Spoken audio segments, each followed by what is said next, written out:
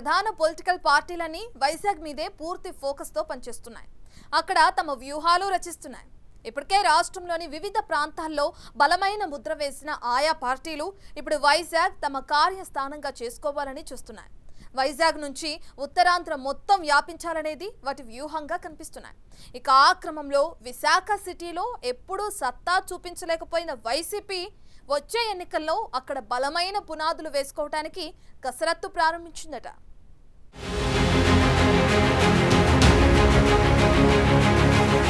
రాయలసీమ జిల్లాల్లో గత ఎన్నికల్లో అంతో ఇంతో బలం చాటుకున్న వైసీపీ అమరావతి రాజధాని ప్రాంతంలో మాత్రం బాగా దెబ్బతింది. 3 రాజధానుల బిల్ తేవటం, అమరావతి రైతులపై నిర్బంధం వంటివి ఆ ప్రాంత ప్రజలు వైసీపీకి దూరం జరిగేలా చేశాయి. ఇప్పటికీ అమరావతిపై వైసీపీ స్టాండ్ ఏంటి అనేది కింది స్థాయి నేతలకు అర్థం కావటం లేదట. వైజాగ్ ను తమ కార్యక్రమాలకు వేదికగా చేసుకోవాలని ఆ పార్టీ తీవ్రంగా ప్రయత్నించింది. తాము అధికారంలో ఉన్న 5 ఏళ్లు వైజాగ్ ను ఎగ్జిక్యూటివ్ క్యాపిటల్ గా ప్రకటించి అక్కడి నుంచే పాలన అంటూ హడావిడి చేసింది.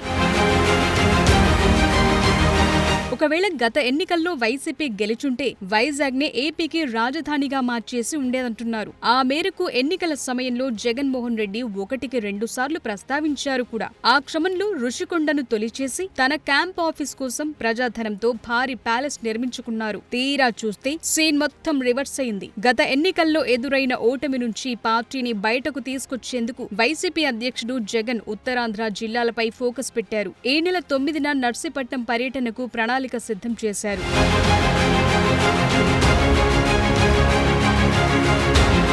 2019-24 మధ్య అటు పార్టీ పరంగా ఇటు అధికారంలో ఉన్నప్పుడు ప్రభుత్వ పరంగా తీసుకున్న నిర్ణయాలు, నేతలు వ్యవహరించిన తీరు ఉత్తరాంధ్రలో వైసీపీని చావుదెబ్బ కొట్టాయి. 2024 ఎన్నికల తరువాత సైలెంట్ గా ఉన్న వైసీపీ ఈ మధ్య మళ్లీ దూకుడు పెంచుతోంది. బొత్స సత్యనారాయణ, గుడివాడ అమర్నాథ్ లాంటి మాజీ మంత్రులు విశాఖ నుంచి ప్రస్తుత ప్రభుత్వంపై ఎదురుదాడి మొదలుపెట్టారు. ఎలాగైనా ఉత్తరాంధ్రలో మళ్లీ బలపడాలని వైసీపీ కార్యాచరణ మొదలుపెట్టినట్లు కనిపిస్తోంది. రాయలసీమలో తాము బలంగా ఉన్నామని భావిస్తున్న వైసీపీ ఉత్తరాంధ్రలో కూడా బలపడితే తమకు ఎదురుండదని లెక్కలేసుకుంటోందట.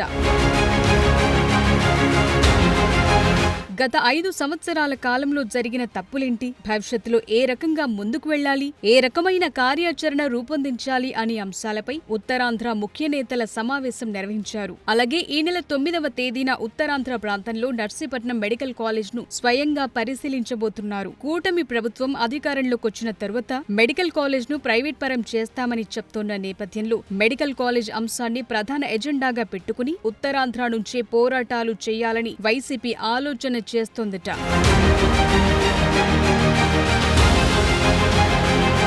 ఓటమి తరువాత డీలా పడిన పార్టీని మరింత యాక్టివ్ చేసేలా జగన్ కార్యాచరణ రూపొందిస్తున్నారు. ఇప్పటికే వైజాగ్ స్టీల్ ప్లాంట్ ప్రైవేటీకరణ అంశంపై కూటమి ప్రభుత్వాన్ని ఇరుకున పెట్టే విధంగా, అలాగే కార్మికుల పక్షాన నిలబడే ప్రయత్నాలు చేస్తోంది fan party. Visakha steel plant ప్రైవేటీకరణ జరిగే ప్రసక్తే లేదని కూటమి ప్రభుత్వంలోని నేతలు చెప్తున్నప్పటికీ పరిశ్రమల్లో జరుగుతోన్న పరిణామాలపై కార్మికులతో కలిసి పోరాటాలు చేసేలా అడుగులు వేస్తోంది వైసీపీ. దీంతో పాటు విశాఖలో పరిశ్రమలకు కేటాయిస్తోన్న భూముల విషయంలోనే ఆందోళన చేస్తోన్న పరిస్థితి.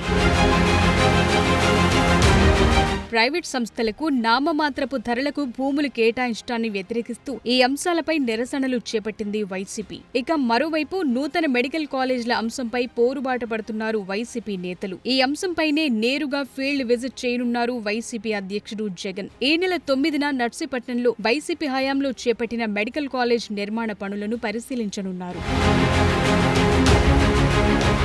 ఓవైపు పార్టీ పరంగా యాక్టివేట్ చేస్తూనే క్యాడర్ను మరింత బలోపేతం చేసేందుకు వ్యూహరచన చేస్తున్నారట జగన్. ఓటమి తరువాత ఫ్యాన్ పార్టీలోని కొందరు నేతలు పార్టీని వీడారు. జీవీఎంసీ మేయర్ స్థానాన్ని కూడా వైసీపీ పార్టీ ఫిరాయింపులతో కోల్పోయింది. దీంతో పార్టీ మరింత బలహీనమైందనే టాక్ పొలిటికల్ సర్కిల్స్ లో నడుస్తోంది. దాంతోపాటు ఉమ్మడి జిల్లాల్లో చాలా మంది నాయకులు ఇంకా యాక్టివ్ గా కార్యక్రమాలు నిర్వహించడం లేదు. వేటిని సరిచేస్తే కానీ పార్టీ మళ్లీ పుంజుకోదనే చర్చ పార్టీ నేతల్లో ఉందట. అందుకే పార్టీ బలోపేతంతో పాటు నేతలను యాక్టివ్ చేసేలా జగన్ యాక్షన్ ప్లాన్ చేస్తున్నారట. తాడేపల్లిలో జరిగే పార్టీ ముఖ్య నేతల సమావేశంలో భవిష్యత్ కార్యాచరణపై దిశానిర్దేశం చేయబోతున్నారట. మొన్నటి ఎన్నికల్లో ఉమ్మడి విశాఖ జిల్లాలో వైసీపీ 2 అసెంబ్లీ స్థానాలు, 1 పార్లమెంట్ స్థానం గెలుపొందింది. అందుకే 2019 ఎన్నికల్లో వచ్చిన ఫలితాలు 2029 ఎన్నికల్లో వచ్చే విధంగా ప్లాన్ చేస్తూ త్వరలో జరగబోయే స్థానిక సంస్థల ఎన్నికల నుంచే పట్టును నిలుపుకునే ప్రయత్నాలు ప్రారంభించారట జగన్. మరి మాజీ ముఖ్యమంత్రి వ్యూహాలు ఎంతవరకు ఫలిస్తాయో చూడాలి.